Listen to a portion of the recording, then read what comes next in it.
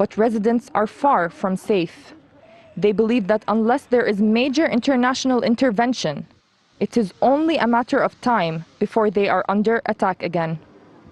Jenin Tulkarem, TRT World, Occupied West Bank, Palestine. Let's get more on this now from Nizar Farsakh, who is joining us now live from Washington. He's a lecturer in international affairs at George Washington University. Welcome to the News Hour. What do you think, Nizar, was the motive for Israeli troops leaving Jenin and Tulkarem now, after 10 days?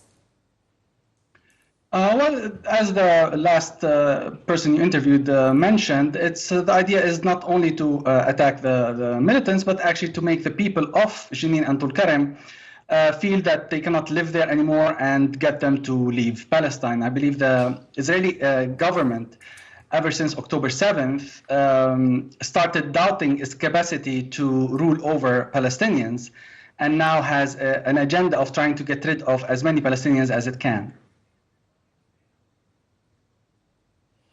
And to that point, you say they also don't want them to, well, they want them to feel that they can't live there anymore. Where would they go? Ideally, the Israelis would like them to go to Jordan, but in fact, like, they don't care where they go as long as they don't stay in Palestine. The idea of destroying infrastructure has nothing to do with the militants, has everything to do with the people living there.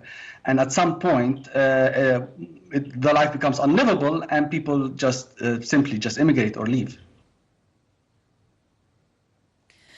And do you think this is over now for the raids and the sieges there in the occupied West Bank? Of course, we know that secular violence is very likely to, of course, continue, but this air power that we've seen from Israeli forces on the occupied West Bank, and also those very, very harsh raids that we saw in Tulkarem and Jenin and other areas.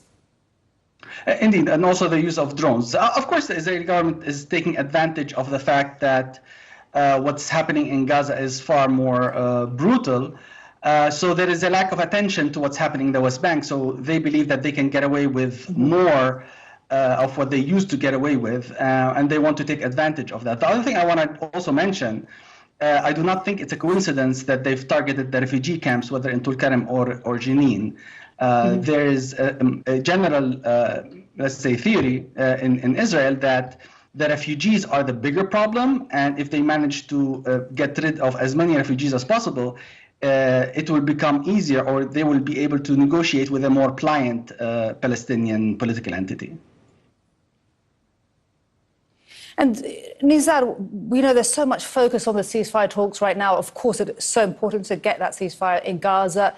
But could there be, do you foresee that also including no assaults on the occupied territories, as we've seen in these past 10 days?